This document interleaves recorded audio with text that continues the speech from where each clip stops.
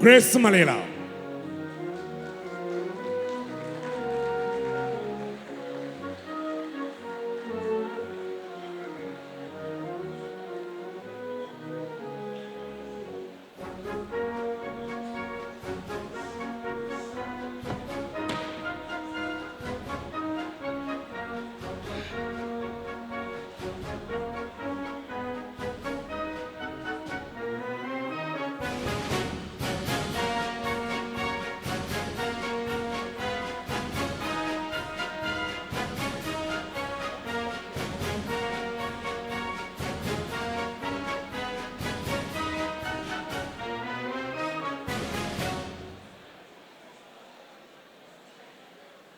Yeah.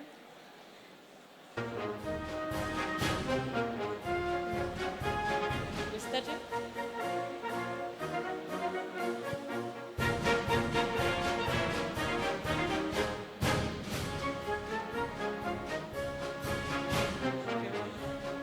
Ladies and gentlemen, it is now time for us to resume our debate, and I would like to call back on stage our three candidates, Dr. Chakwera of the MCP, Dr. Saulos Klaus Chilima of UTM, and Mr. Atupele Mluzi of UDF.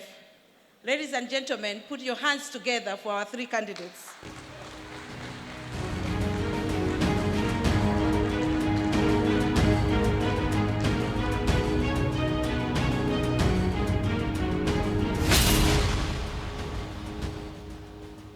Welcome back to our three candidates.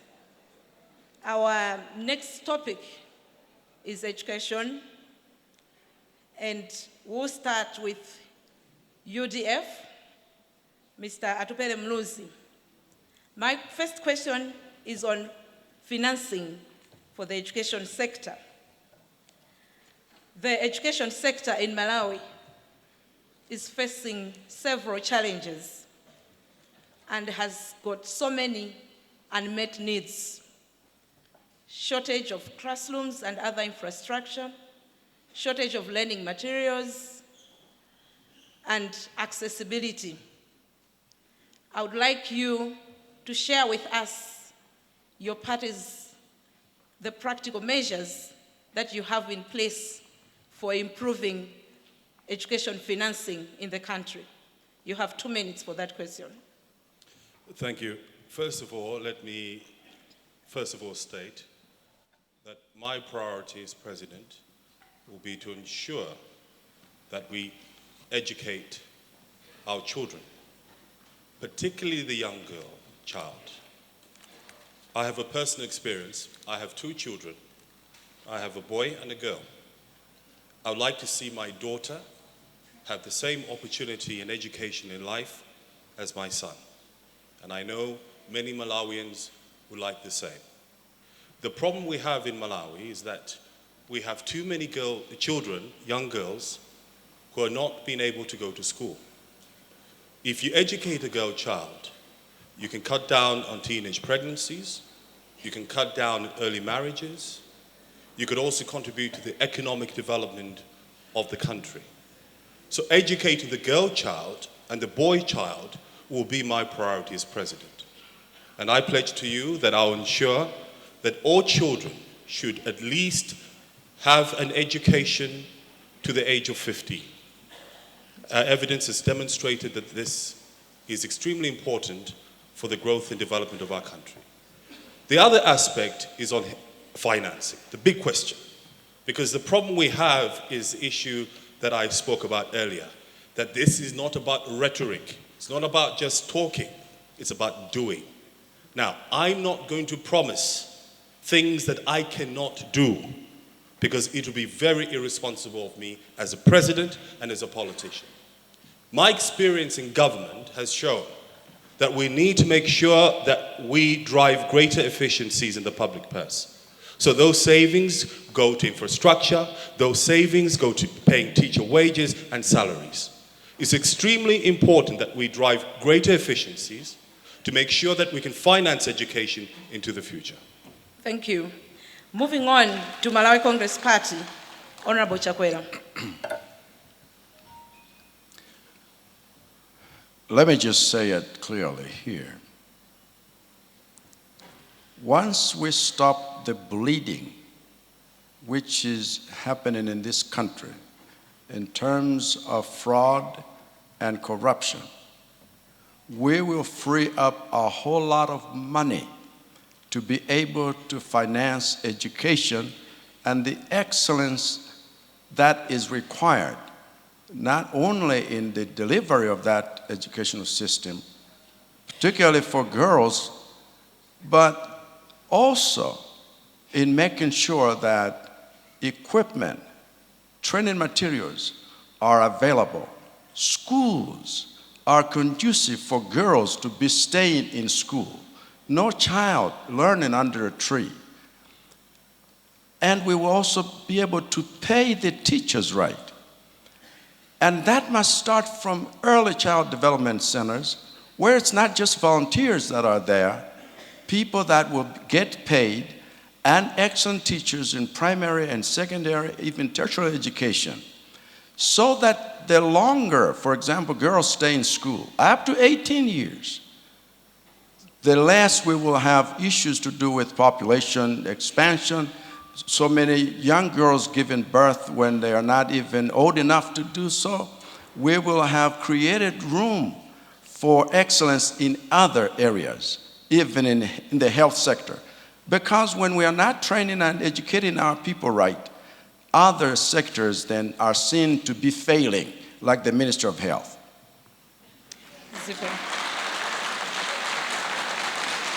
Ndibwere kwa UTM, Dr. Chilima. Right. Musa na yanke ndingokumbutsa amene tili mchipinda muno, tiyeni tiyesetse tiwasire makosana kutsogoloku akambirane atipatse mfundo zawo mwachifatse. Dr. Chilima. Thank you very much. So first is to say, when we talk about education, we look at access, retention, and of course, quality. Educating children, both the girl child and the boy child, are not a multiple choice. It is a must, and we must make sure that they stay on in school for the longest possible period. And that means we must have infrastructure that is conducive to learning for day scholars, or those that stay in boarding schools. We must have learning material that is adequate and also conducive to learning. We must have teachers that are highly motivated in order for them to go to school and teach as a happy lot. And finally, obviously, in order for us to ensure that quality is achieved, the reintroduction of the Inspectorate of Schools to make sure that the standards are actually adhered to. Where do we get the money from is the million-dollar question. So obviously, stopping the hemorrhage.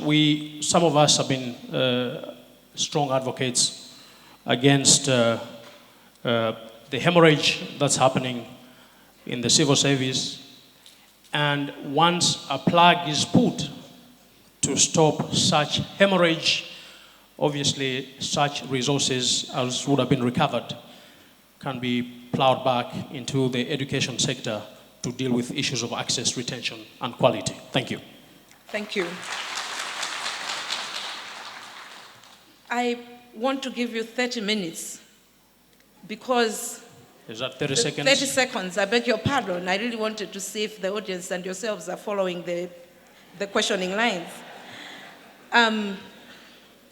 What I am missing from the answers, so you go on and on explaining what you will do with the money that would be financing the education sector, pay the teachers well, construct schools, and so on and so forth.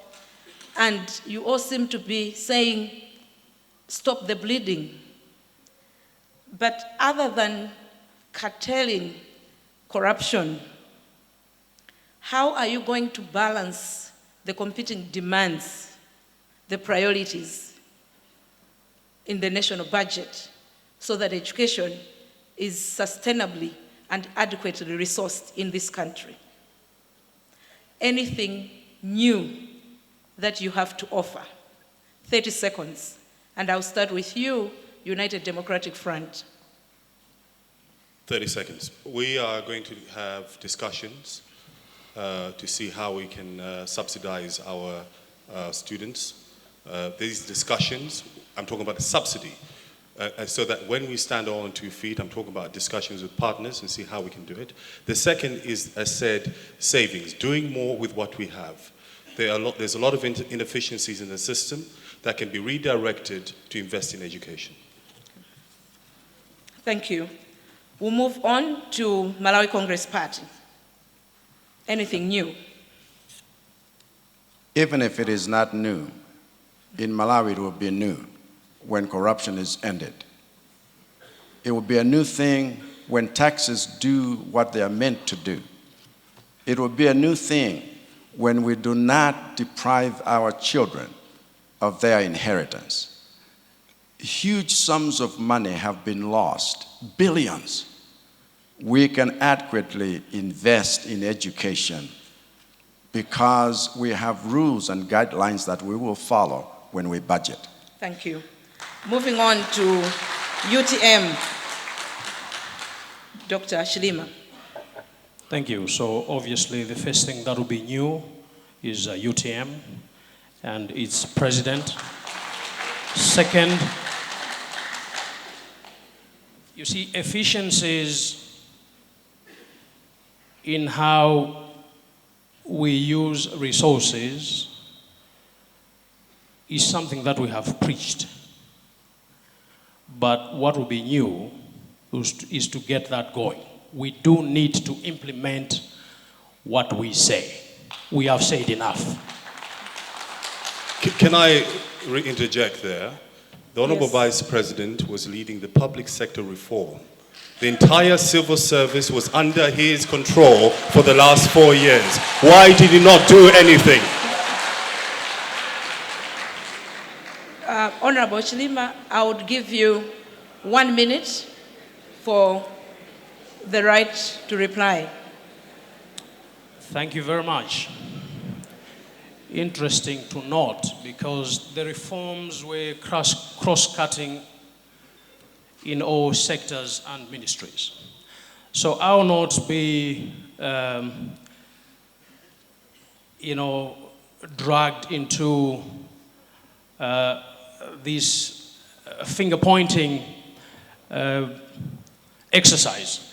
Let me say this, that in the Ministry of Education, the reforms that took place at the time, including making sure that teachers were being paid on time, it happened. We achieved that back in 2016. We achieved under reforms, road traffic reforms. People are happy today.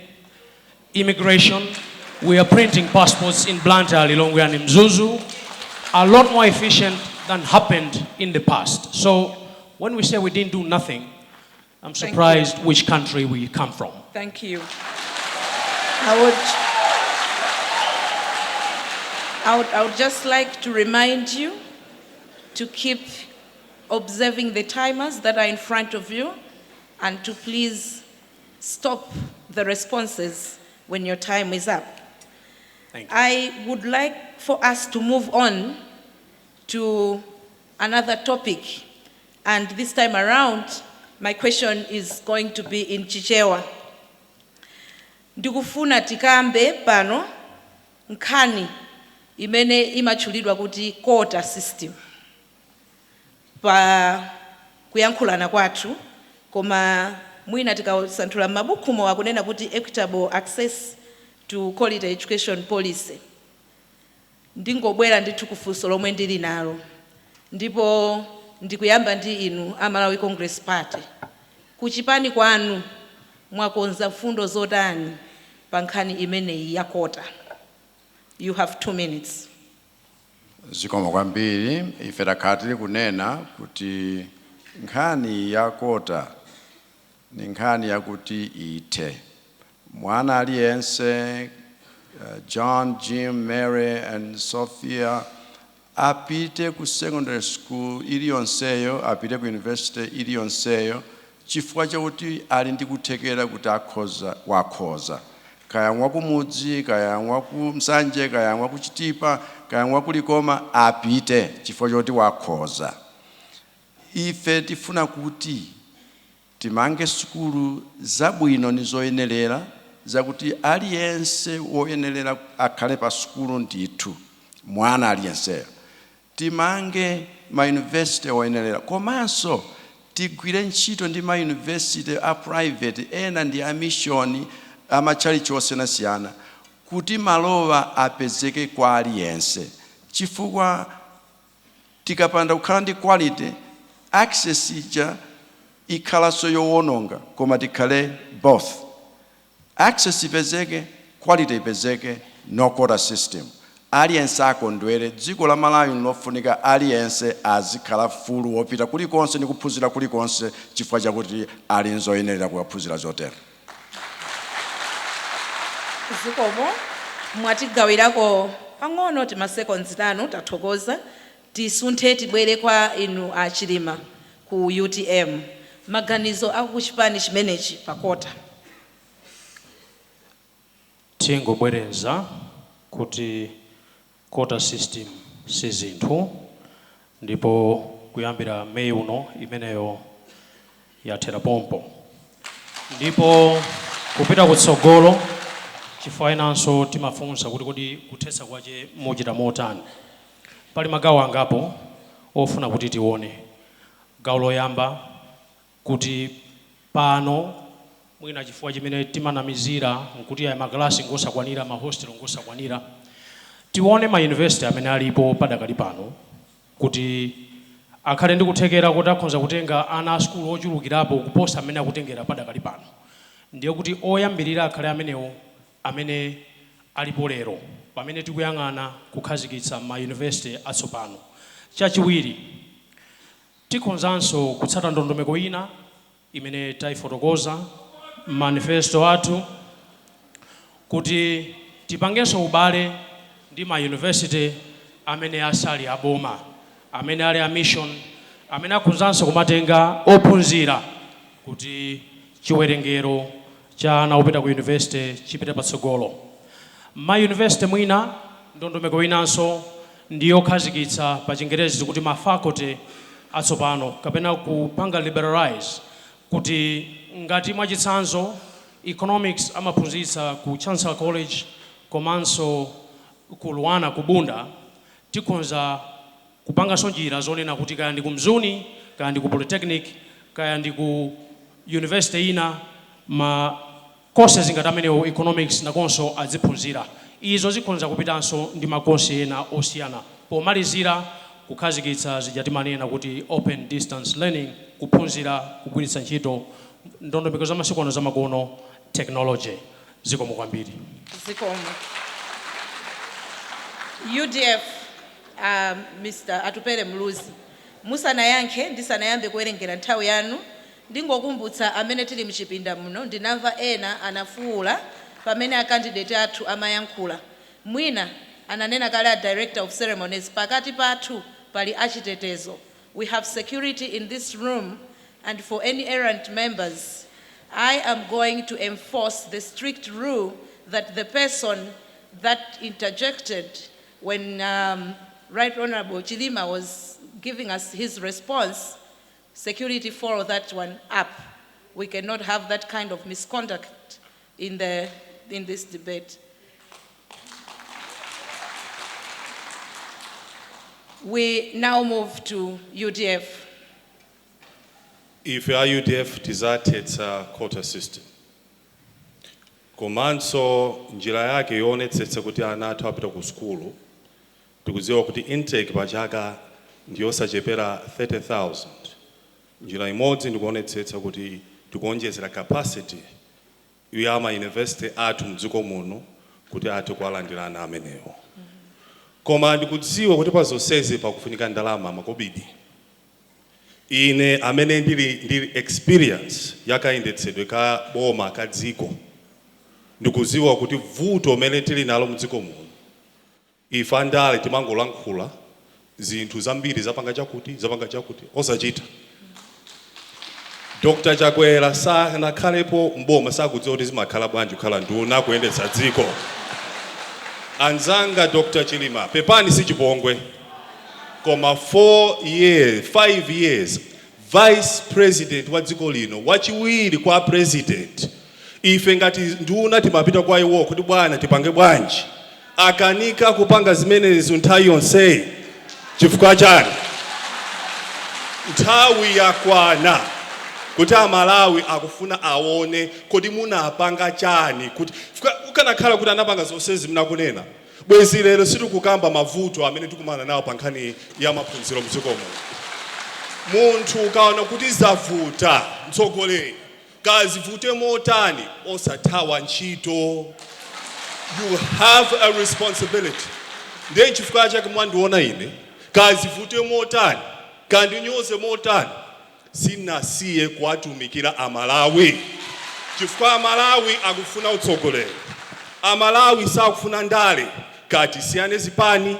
Ine ndinu wa UDF koma matakugwira bwino ndi abale osiyana zipani. Chifukwa ndimakonda dziko langa ndifuna dziko langa lipite patsogolo. Zikomo. Ndikumbutsanso kuti kuombera m'manja akatulutsa mfundo yomwe tagwirizana nayo. Tiyeni pamene takhalapo mwina chimene ndingakuloleni kungogwedeza mutu muzingopomera ndi mitu musamaombe m'manja chifukwa zikutisokonezera debate malamulo anaperekedwa. Malawi Congress Party UTM ndikhulupirira mufuna mutayankha zimene zatuluka ku UDF. Ndikupatseni 30 seconds chifukwa tikuthamangitsana ndi nthawi. Ndiyambe ndi inu Malawi Congress Party. Ine Matintere. Pali Chingerezi china mati collective responsibility. Azanga nulankhula nawo ndi mamembala a cabinet. Izo akanikira kukwaniritsa zimenezi nchiyani? Ndiye aliyense wa iwo tsopano akuti ife tisintha, ife tikasintha. Koma tu wonsewa autumikira boma limene pa manifesto yawo adanena kuti asintha. Tiyeni tione pa time apaja tibwere kwa inu UTM. Zikomo kwambiri. Ndi madziletsa kulankhula zinthu zokhudzana ndi cabinet chifukwa pali mwambo wachi. Sizoona kuti Honorable Muluzi amabwera ku ofesi kwanga kuzafunsa nzeru zabunza. Alipompa. Zikomo. Ndi pamenenso patera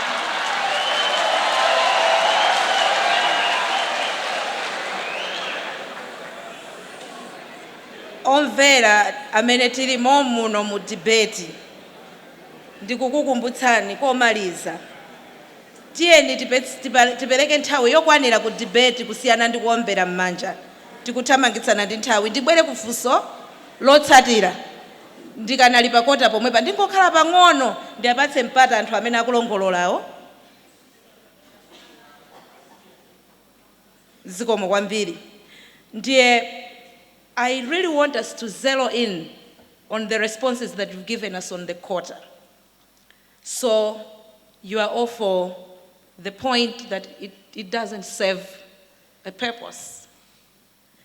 Now, those that designed this program actually wanted it to address inequalities, because someone that is going to sit for their MSCE in Chikwawa, Malingunde, Hewe, a little corner in Chitipa out there, All they have to access is a CDSS, Community Day Secondary School, no laboratories, no nothing. Are you saying you want to have that student compete with someone in a district, in an urban area that has got all the facilities? They thought that wasn't the right approach, hence allocating quotas per district, firstly on merit, and then per district to make sure that there's equitable access. Now, if we completely do away with the quota system, are we not going to perpetuate inequalities? Is it not going to be the sons and daughters of those of us in this room that are going to access university, education in this country? I will come to you, Dr. Saulos Klaus Chilima, UTM. You have 1 minute. Zikomo kwambiri. Mwina poyambirira poganiza kuti ndondomeko imeneyo ya quota system ikhalepo, zifukwa zake kwa amene ankapangawo zidali zokwanira. Chimene tikunenera inafe kuti tsopano izi si zinthu chifukwa chake nachi. Zaka zikupita koma kukhazikitsa kapena kuti kupititsa patsogolo maphunziro potsata mfundo zina zimene timanena pano, timanena za quality, kuti m'masukulu akhalemo, makalasi akhalemo, zipangizo zophunzira zikhalemo, aphunzitsi ophunzira bwino olipidwa bwino akhalemo.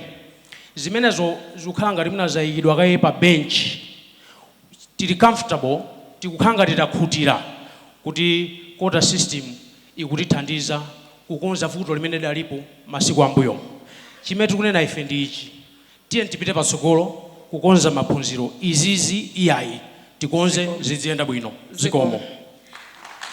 I will now move to UDF, Mr. Atupele Mluzi. Zikomo kwambiri. Ife achipani cha UDF timakhulupirira in equity, fairness. Sitimakhulupirira za quota system. Chifukwa maphunziro ntchito yake ndikuonetsetsa kuti the best and the brightest should be the ones that should have a fair chance. Ndiye zikufunika kwambiri kuti tipeze ndalama mmene anena kuti chuma chathu chikhale bwino, timange capacity tiwonjezere. Koma ndingotengapo mayankho chinthu chimodzi chimene chinanenera poyambirira. A vice president athu amayendetsa public service reform, sector reform. Udindo wonse a president anapatsa iwo kuti yendetsani civil service yonse. Nduna zonse zimapita kwa iwo. Pankani ya public sector reform. Ngati ndikunama zonse zodziwika. Ministers were going to the vice president. Is that not true, honorable vice president? Ndibwere kwa Malawi Congress Party kuti ayankhe funso limene ndinapereka. Mankhwala akamaperekedwa nkuona kuti matenda sakuchira timasintha mankhwalawo. Quota system yakanika kupereka yankho labwino lakuti vana vathu, atsikana vathu, kuchitipa, kaya kurumpi, kaya kumsanje, apite kusukulu za pamwamba masecondary onsewo. MCP tidamanga maskulu, masecondary school, district yonse timanganso, district yonse masecondary ankani, aliyense atha kupita, ndizotheka. Ma university aliyense atha kupita, ndizotheka. Ngati ali ndi nzeru zake, amene sakwanitsa nzeru zimenezo tiwaphunzitsenso zina zake padera, aliyense akhala akupita ku sukulu. Mundilole kuti ndafunse Dr. Jagwera because we're allowed to interject. Chifukwa ndaona manifesto wao akupanga promise everything under the sun. Ndikupatseni 30 seconds. Yeah, mendane uti mutafunsa tiyankhane ndikufuna tithamangire kundime ina. Yes, but you're allowed to interject. Yes, please, yeah. Go ahead. So Dr. Jagwera, manifesto ya MCP taiwerenga akupanga promise everything. Chifukwa saa vuto meletili nalo ndikunena kuti we need to understand the economy has changed. The economics have changed. You cannot overpromise things you not deliver. And manifesto mnati mwaiwerenga ya Malawi Congress Party si kunena bwino kuti izakwaniritsa bwanji kulipira zinthu zimenezo. It's everything they want to promise. There's no prioritization. It's his manifesto. Chabwino. Ndikufuna mufuna liyanke funso ilo musanaliyankhe. Ndikutengereni kufunso langa lomaliza pa za education. Ndipo ndikamatero ndikupatsani mpata oti mkatikati mwa yankho limenelo mufotokoze izizi chifukwa choti umutayambira debate kutsogolo uku kwatuluka too many promises. You seem to be promising Malawians the moon. Where is the money going to come from? We are going to connect this issue with my next issue, which is on special needs education, which we are now moving towards inclusive education. Ngati mujadina chitira funso lija la azimayi iliso ndikufuna ndilike mchichewa. Funso ndilonena kuti tikukonza zonsezi kuti maskulu timanga maphunzitsi akhalapo ndi zina zotero. Pali mbali ina ya wana kapena kuti ophunzira amene olotita mene zilili pano skulu yosanga ifikire, akayifikira amakumana ndi zipsinjo chifukwa cha ulumali osiyanasiyana. Kale timafuna kuti tiwayike ku maskulu awo apawokha, panopo tikufuna boma likonze maskulu oti mwana ameneyo akafika akapeze komweko maphunziro moyenerera usati timpatule. Faulo timpatule pamawa akalowabe mu society yomwe ndi kumagwira ntchito. Ndiye ndikufuna ndimvetsere ndiyambe ndi inu UTM chifukwa chothamangitsana ndi nthawi ndikupatseni 2 minutes kuti nomuli ndi chikonzero chanji pa nkhani ya inclusive education. Mukamali yankha limeneli kumapeto ngati mungakonde tatiunikirani kuti ndalama za zimene mukukamba panozi muzitenga kuti. Zikomo kwambiri. Tiyambirira ndalamalo.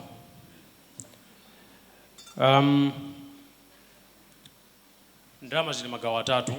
Poyamba pali ndalama zimene zimaperekedwa za msonkho za boma ku parliament akakagawa ku budget ziperekedwe ndi gawo limene tikunena kuti ndalama zimenezo zigwire ntchito yake. Tinakamba za efficiency poyambirira ya ndalama zathu. Gawo lachiwiri ndi ma partnership ametakamba pano. Pali skulu zina za boma, palinso skulu zina zimene si za boma. Ma partnership amenewo ndiye kuti so tikonza kugwiritsa ntchito zija monga za pension fund kuyika kutukula kupitisa patsogolo ntchito za maphunziro. Ndipo gawo lomalizira ku nkhani ya ndalama ndionena kuti tikaona masiku ambuyomo tikunena zaka za 70 chakuti 80 chakuti mwina 90 chakuti masukulu amene tidaphunzira ife si amasiku anowa. Chimutu tsoka nkanasi ku Blantyre kulilongwe kuno kapena Bwaira ku Blantyre ya chimodzimodzi masukulu amene adali masukulu okhazikika ndithu. Masukulu amenewo abwerere nchifukwa chake mu manifesto yathu tukamba zonena tiyambenso kukonza masukulu akale kuti maphunziro ake akhale apamwamba kusiyana ndi mmene zinthu zili padakali pano. Gawo loyamba ndi limene. Gawo lachiwiri kuti kodi anthu ma special needs education tibwereranso kuyang'ana kuti angakhale zikhoza kufunika kutsindika kuti izi zikukhudzana ndi gawo la anthu izi gawo ili tisasankhenso pofuna kukamba nkhani zitatu zimene akamba koyambirira kuti access, retention komanso quality. Ndiye kuti tikamanena kuti school infrastructure mabloko akhale abwino akhale onena kuti aliyense afikire. Zipangizo zophunzirira tikanena kuti zikhalepo zokwanira aliyense afikire monga ngati anzathu amene magwisa ntchito ma braille zikhalemo mmenemo. Ma hearing aids zomvetsera zothandiza anthu azimva zikhalemo m'masukulumo. Ndiye tisagawe koma ziyendere limodzi. Zikomo kwambiri. Zikomo. Ndibwere ku Malawi Congress Party. Honorable Chakwera. Sabata lapitali ndidakumana ndi atsogoleri ophunzira msukulu zapamwamba kwathu kuno ochokera masukulu 12. Ena mwa iwowa anali okamba nkhani ngati iyi. Ndipo ali nafe kuchokera ku Chancellor College adafotokoza bwino mavuto amene akukumana nawo ngati student wa special needs. Dzana ali nali ku Malingunde boma ilili kukanika kuthandizira sukulu ya anthu amene ali akhungu osaona. anthu aulumale wosiyanasiyana m'Malawi muno akukanika kuti athandizike. Wina wake ine ndikuchita launch manifesto imene wena poiona chifukwa choti nyabwino koposa bakhumbira aunena kuti uchita promises ankhaninkhani. Analipo mnyamata uyu amayimba nyimbo adamaliza ku Chancer College ndi credit mpaka pano sakupeza ntchito iliyonseyo. Tiyambire pa zimene tinazo kale. Ine ndayimba Chancer College ndali ndi m'bale wanga Kamtsemo amayimba sulunda aliyenseyo adagwira ntchito mboma bwinobwino ndipo timadziwana ngakhale ntachoka kuno kubwera nditatha zaka zina kwina kwake amanikumbukirabe pa city center apa Lazarus uli bwanji chifukwa ndondomeko inalipo yakuti aliyense akhale integrated. Inclusive education ndiyofunika zedi. Ife takuoza mapulani amenewo tikuti anthu ena sakumvetsa. Amalawi inu tamverani. 577 billion simudziwe ikhoza kuchita chani ku Malawi. 92 billion simudziwe ikhoza kuchita chani ku Malawi. 53 billion simudziwe ikhoza kuchita chani. 5 billion imene simudziwe ikhoza kuchita chani. Izi ni zinthu zimene tikhoza kuchita. Anthu amene sakuzemba kusapereka misonkho. Nkumango olanda ang'onowa. Anthu amene akuchutsa ndalama. Ayi ndithu. Chitero kuti nthawi so yathera pamenepo. Imene mumayeneka kuyankha funso limeneli. Thank you. Ndiye apa ndimati taona za education nthawi ndimene ikuchita njiru tikuthamangitsana nayo komanso tili ndi zambiri zimene tatola mitu ikuluikulu kuti musanthule kwa anthu a Malawi. Ndiye ndifuna kuti tisunthe tipite ndime ina. Koma kumapeto tikamakwangula tibwereranso mwina momwemo tikhala ndi mpata woti tigundenso monsemo. Ndikupita kuti tiloweno ndime ya health. UDF munali musanayankhe funso ili. Ndiye ndikupatseni mpata oti mugawane nafe maganizo anu.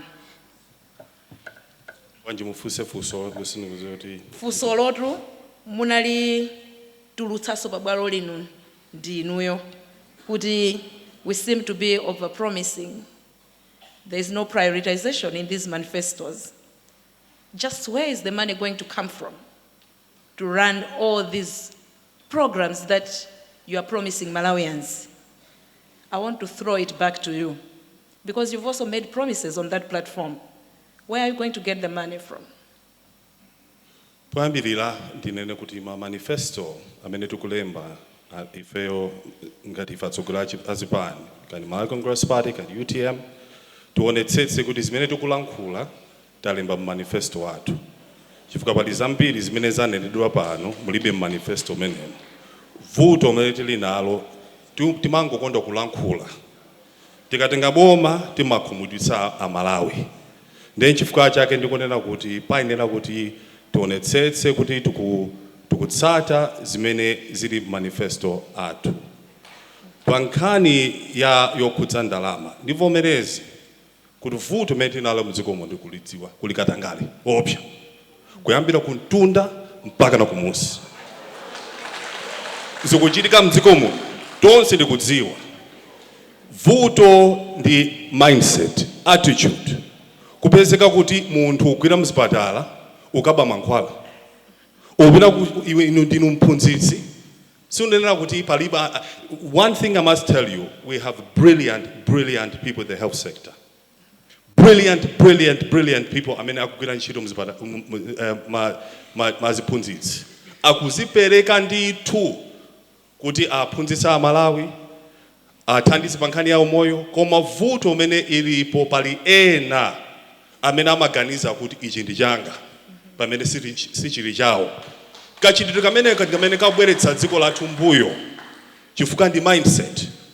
Dziko lonse tiyenera kuti tidziwe kuti njira imodzi imene tikuzosintha zinthu ndi utsogoleri. So mnamvepo kuti ine atupere ndayendesa unduna kupezeka kuti ndapezeka ndi zifukwa.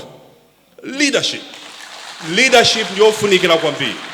Zaka zapitazi ndakuonetsani poyera Amalawi kuti ineyo ndine munthu very transparent and very accountable.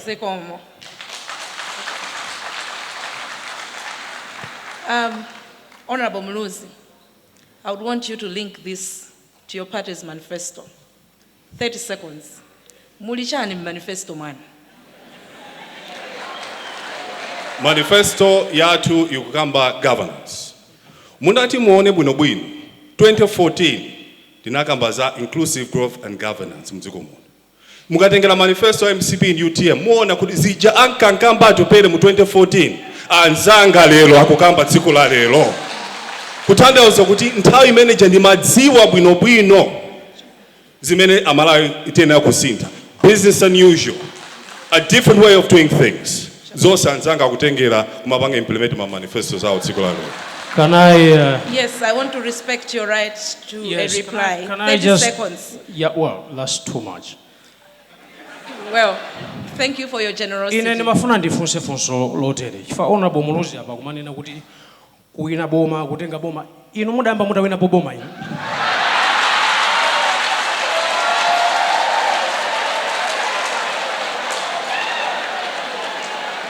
Yes, Honorable Muluzi, 15 seconds. May I once again, dear members of the audience, ndikusieni muimbe mulongolole tikhale chete kutsogolo kuno chifukwa zolongolola zikutijera nthawi.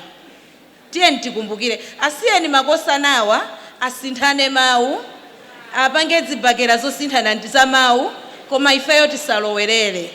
Tiyeni tikhale audience yomvetsera mwachete. Ndibwere kwa mukufuna mutayankha akuti mudayamba mwawinapo boma. Sinawinemo boma. Koma ndale za personal zokwiya ndi zimene tikufuna kuthetsa muno Malawi. Chabwino.